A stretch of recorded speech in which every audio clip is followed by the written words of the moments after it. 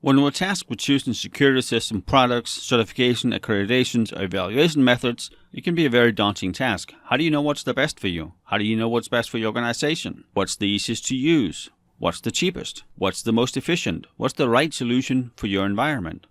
There's a ton of evaluation models out there today, and most of them, if not all, are all based on the Orange Book from the Rainbow series. Orange Book is also called the Trusted Computer System Evaluation Criteria, or TCSAC, and it was developed by the US Department of Defense in the 1980s. The picture on the top right is all the Rainbow series books, but really the only one, maybe two you need to know is the Orange Book, which is for security models, and then maybe the Red Book, which addresses networking systems. The books being from the 1980s and not now, networking was a separate entity. The Orange Book doesn't address networking systems at all. So no, the Orange Book is for security models, the Red Book is for network systems. You don't really need to know any of the other books.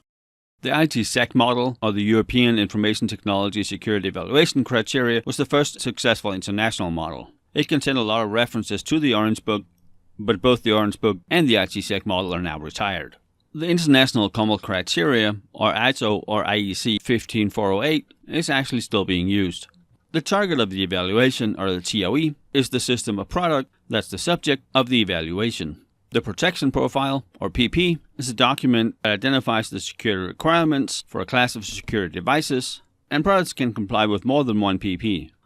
If a customer is looking for a product that meets their security requirements, they can look at the different protection profiles, figure out which one matches their requirements, and then look at the products that are certified against that PP. The Security Target, or the ST, is the document that identifies the security properties of the target of the evaluation, and a security target can have more than one protection profile. To look at it a little more simplistic, we've built a piece of hardware, and we want to prove that it meets certain security standards.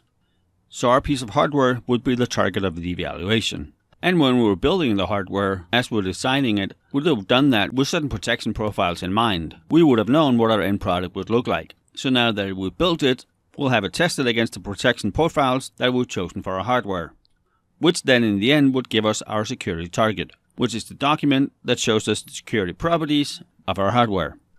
Now how well we test it is an entirely different story. We would test that against the Evaluation Assurance Levels, or EALs. EAL 1 is just functionally tested. It does what it says it does. And then the higher up in the EAL levels you go, the more rigorous the testing is.